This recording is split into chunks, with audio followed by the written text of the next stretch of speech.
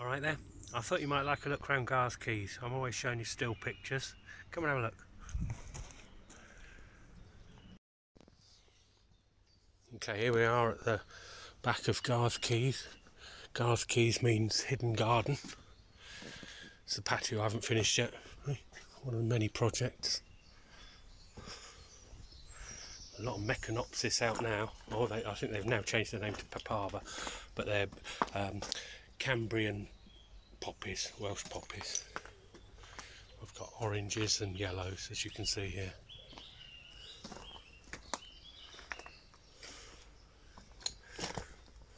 There's seed all over.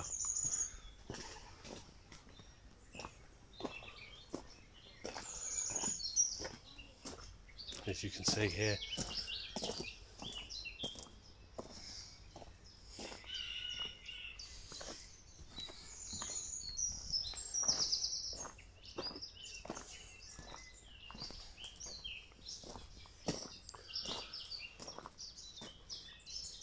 That's down to my shed.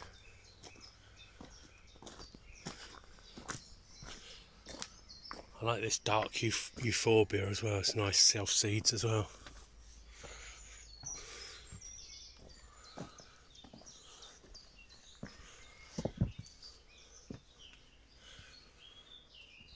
I like having self-seeder volunteer plants. They bring the garden together, they knit it all together, don't they?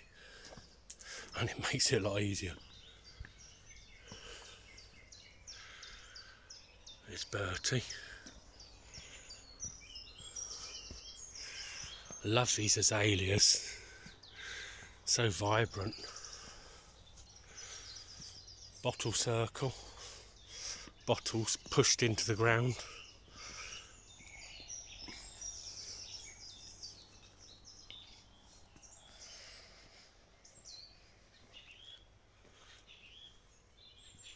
I think that's a bullfinch. I love that song.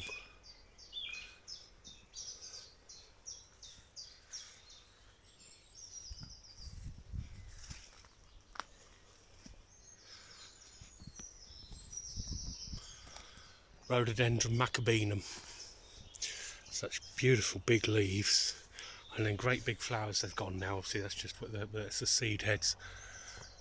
Great big cream flowers, wonderful. Rogersia brunlaub, brown leaf. Good boy Bertie. Nice hosta.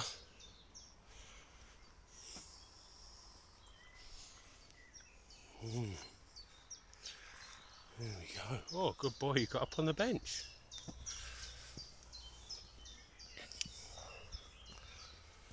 Alright, am I going to try and pronounce this? Metusa strathopsis or something. It's a nice fern, look at it. Spreads by rhizomes. Very upright, you can see. Shuttlecock fern, I think they call it as well, an ostrich fern.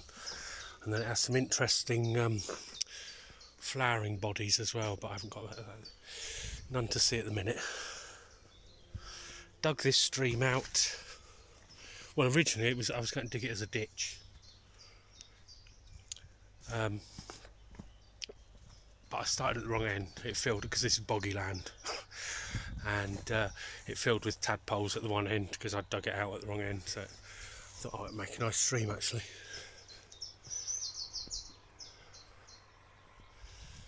Kath does a lot of work to make the roots clean up round them. They're a nice feature, aren't they? Look at that, see? Lovely roots.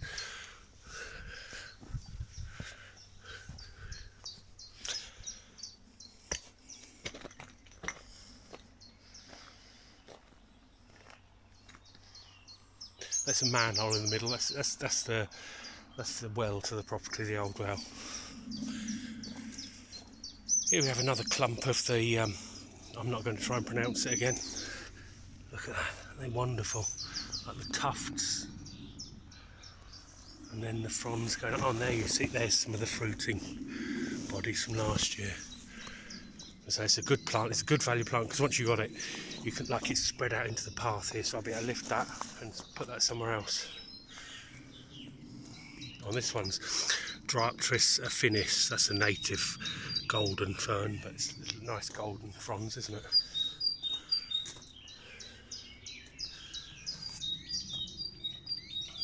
More Meconopsis, or Papava as they're now called, eh? Hey, I like the name Meconopsis cambrica. That's what I learnt it as. Oh, another fern here. Orneclea sensabilis. So the sensabilis is called the sensitive fern. I think the sensitive bit comes because it's very sensitive to temperature. As soon as you get frost, that's it. It drops. It's gone. You know, it folds up very quickly. Viburnum picatum there.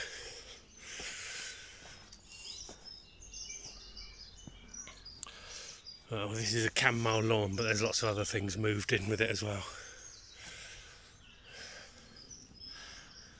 Stepping stones, lily pad stepping stones, currently being used as bathing.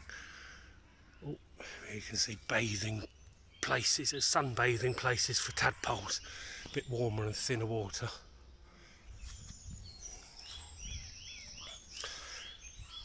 I quite like the Lonisra nitida. Basic cheap hedging plant, but you can clip it into all sorts of shapes. Buns.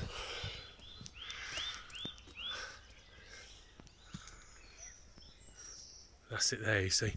So this is the reinforcing from a sewage tank lid. So I call it the poo gate. I've got it between what used to be two 80-foot poplars. A neighbour was throwing out this tin, so I thought it'd make a nice shed.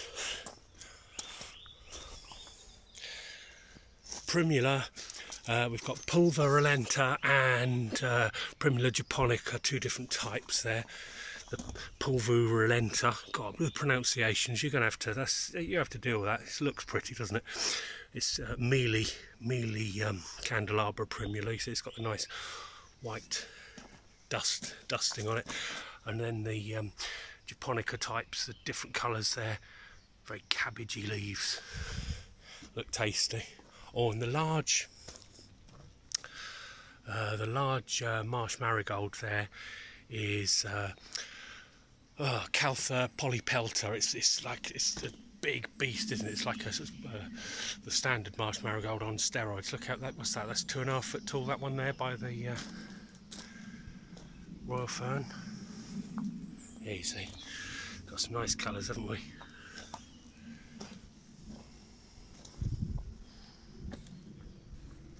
So what do they say?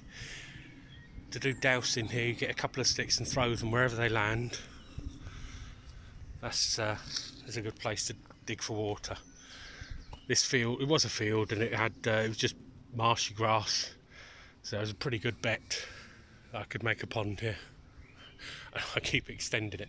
I borrowed a digger for a weekend, and then since then I've dug out and extended it more because it's into clay, so I can just dig and extend the pond as I like. See, I think they're quite striking there, as you can see the Lonisra nitida, sort of like the honeysuckle hedge. You know, they're nice like buns, aren't they? Just soften with hedge cutters a few times. And here's something else we've done with a hedge cutter. The Cryptomeria japonica, I think it's like a form called elegans. It maintains its juvenile foliage, so it's a nice pretty little conifer for a rockery, but it's obviously it's grown bigger than that. But as it grew older, it started to lean. As you can see, it's got that lean on the stems.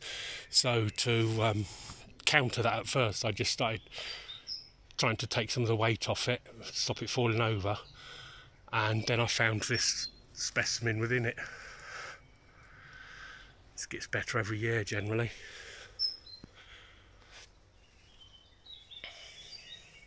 Another of the rhododendron macabinum.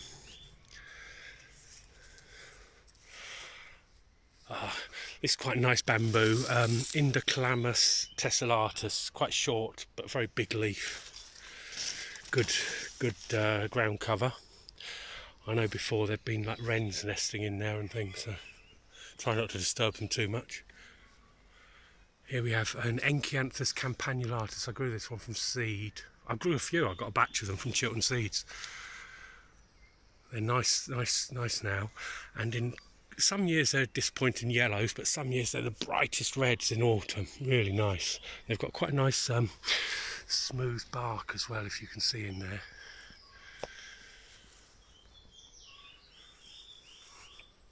That's a Cercophillium japonicum, the Katsura tree. That has a nice autumn colour and a nice smell as well. Oh dear, dear, dear. I don't know where I'm going now. I've planned out a route in my head and I'm going all over the place. So this is one of the original boundary beech trees, and I wanted to expose the roots, so I've taken the ground down a little bit, as you can see, probably 6 to 8 inches, but I didn't want to take it down anymore because I don't want the tree to fall over, but I wanted to expose the roots as much as possible because they're attractive.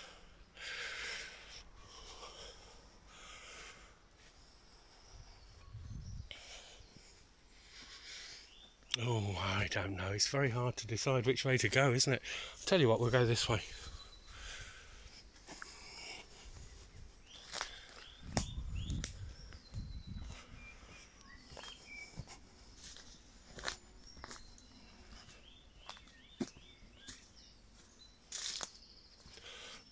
Excuse me if I burn a plicatum again. Obviously I get more and more of those by layering specimens. A lot of these things layer well.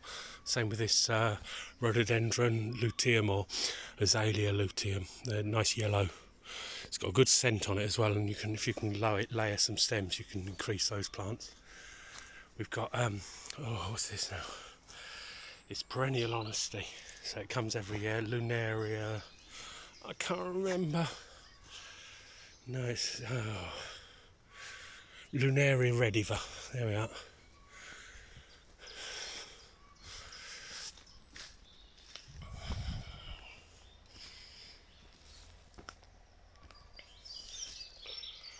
So originally this was a field, and obviously these are the boundary trees again. You can see here, filled out with plants, seedlings and what have you. And they've all grown. We've been here 30 years. The ground here, we tried to pick out. You see, you get the odd. Like we've got like a dandelion coming there, bit of grass. Gently pick over, just to encourage just the moss, really.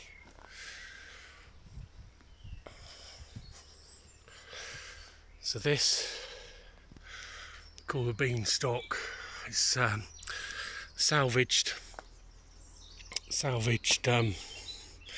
insulators from pylons when there was an upgrade. Some of them you've got the date showing on them. Of course, if I look for one now, there we are. We got there. What's that say? Oh, my eyes aren't that good. There you are. May 1959, is it? Oh no, it's not May. Well, I don't know. There we are. Hey, I haven't got my glasses on. What do you want? Anyway, there's perennial beds over there. They're not quite out yet. They're for later summer. And but this is sort of the height of the land here. I think we reach about 925 feet above sea level. We're about 7 miles inland from from Cardigan Bay. Here we go, these rhododendrons. They're just starting to come out. Nice. Okay. Oh, look at that one. That's a nice one up there. I'll come back to that.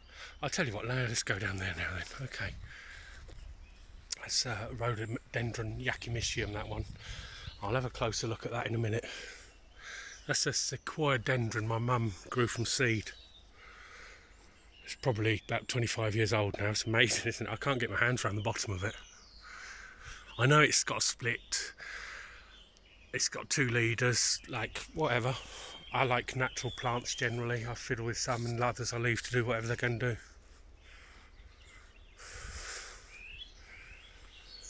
Sort of have a philosophy about gardening where you let things do their own thing a lot, as you can see.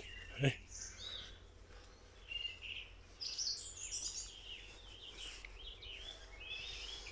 Again, So this is the same rhododendron azalea we saw down the bottom. Obviously bought a small pot of it, and I managed to, it was like 3 cuttings in a thing, so I managed to split them apart and spread them around the garden.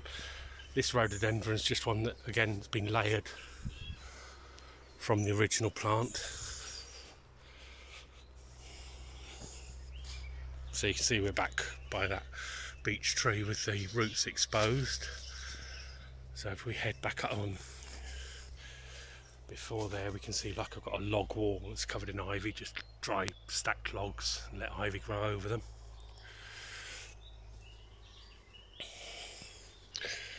Pieris, rhododendron. So someone gave me this one. There's, say, another one of those azaleas from that original pot. Just some dry stacked tiles, a gutter catcher and a disc.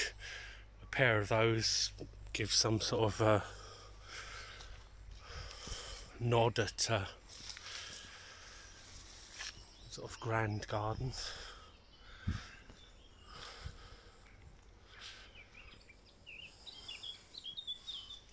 Oh, here we are. So we're at the rhododendron Yakimishim now. So I think they're from a Japanese island, Yakimishim Island or something. They have some. The reason I particularly like them is they're evergreen, and then they have a lovely cinnamony underside, and the new growth comes out with a silver sort of mealy thing on which then darkens and comes off, leaving the fine green. But the flowers are a bonus. I wasn't fussed with the flowers originally. I wasn't fussed with flowers at all when I originally started gardening. That's something that's come. Right, okay, we'll go this way. Still with me? Oh, the garden is an evolving thing, isn't it? It's not a finished thing. I've piled these stones here probably about 7 or 8 years ago. I'm going to do something with them. I was planning on building a moon gate. I have built one for someone else, but I can't decide where to put it. Okay, I keep changing my mind.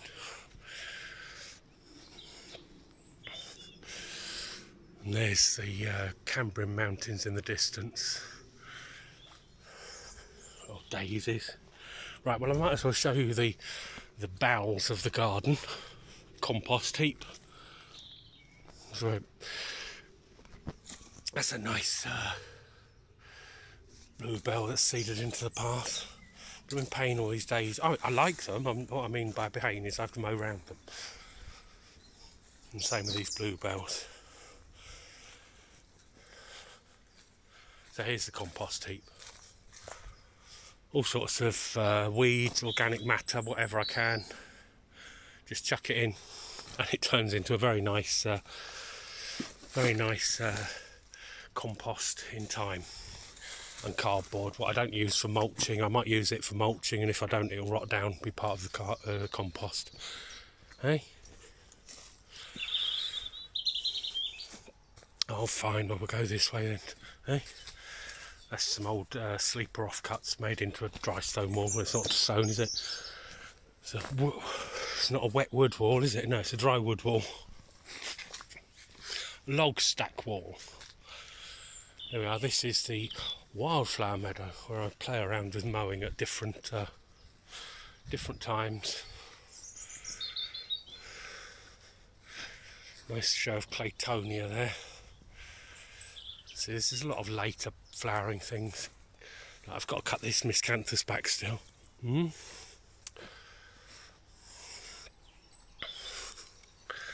So that's where we came from over there. Let's go through here. Some nice blooming stones, aren't they?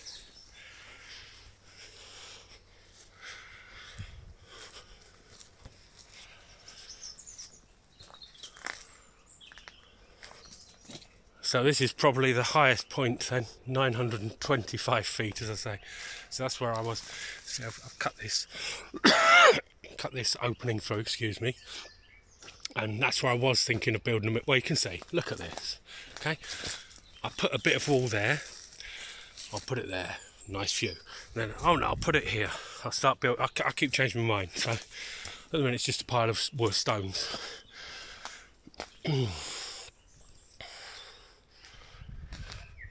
Squirrel damage, yeah. Whatever.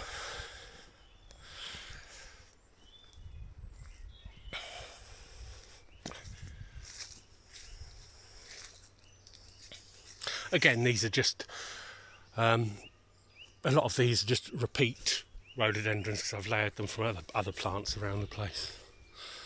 Same plant, just repeated. We came here earlier just so you can get your bearings. Eh? More Lunaria rediva, the perennial honesty. Got a butterfly on that at the minute. I love the form of that Parotia persica, the Persian ironwood. It's a relation of witch hazel. It's got a beautiful form, and it also takes on some lovely colours. Oranges, yellows, reds, even pinky tints. And there you can see the sequoiadendron behind the giant redwood.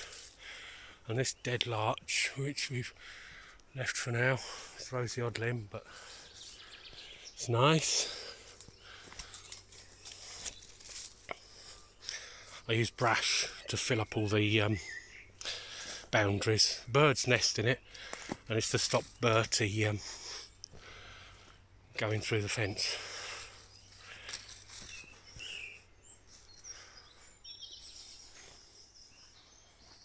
Here we are. Acergrysium, paperbark maple, and all these bluebells.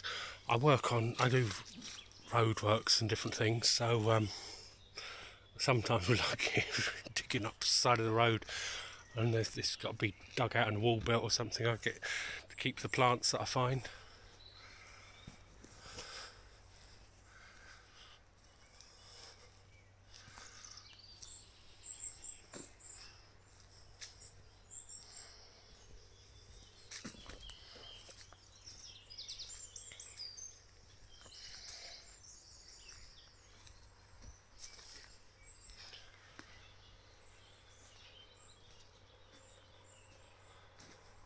So here we are. This is Euonymus elatus. You can see the nice, can you see there? Yeah, nice stems on that, aren't there?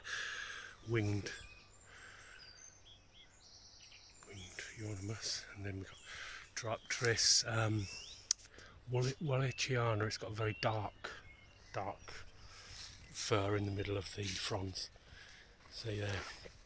Sometimes black, sometimes just very dark. There we are. Again, you can see. Tend to let plants seed around. This is where Terry is, our beloved Dachshund sausage dog. Under the creature tower, which is dry stacked concrete rubble. A lot of things move in there. Another dry stacked wall with logs. From the poplars actually I told you about earlier where the sewage tank lid was. Here we are, this is Prunus cerulata, or it might be cerula. Hey, it's one of those. The Tibetan cherry, it's grown for its fine bark, isn't it? Look at that, it's lovely.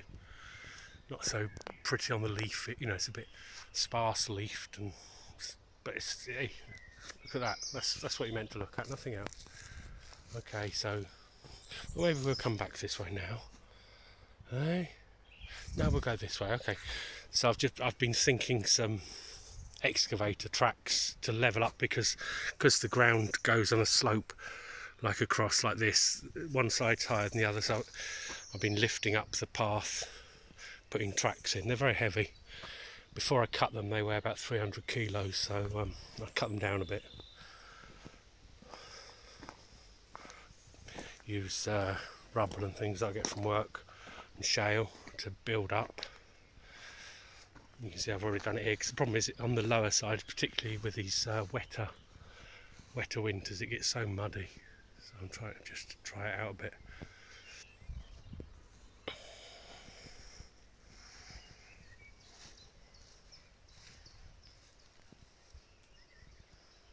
Oh, this is cedar, deodar cedar that blew over probably about 7 years ago.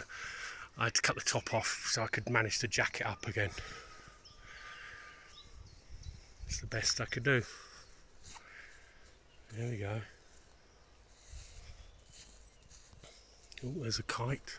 No, too slow, sorry. I like this, I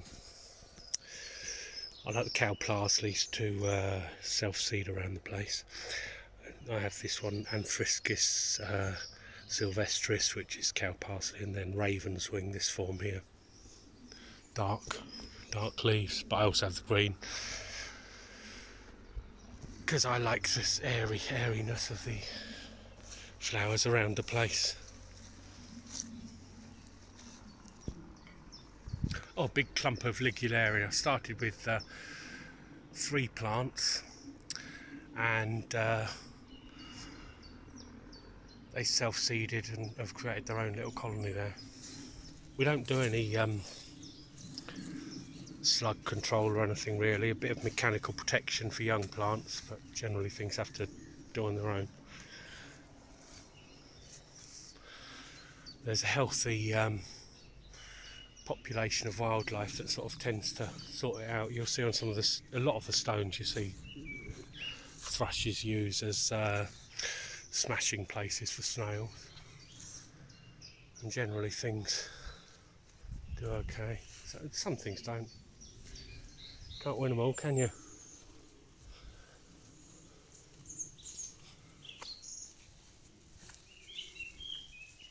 Got to pick your battles really. What's he up to? Eh? See, he's going to eat something. Hide in there.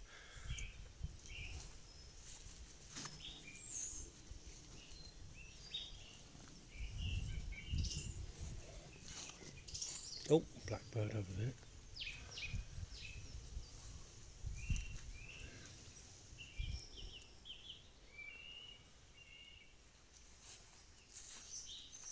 As you can see, I brought a load of rubble again because it was just so muddy. Walking around the pond was unpleasant. You'd sort of slip and fall over, so I've replaced I've used tracks as the edging and then replaced the ground with rubble for now. Let the grass grow on that again.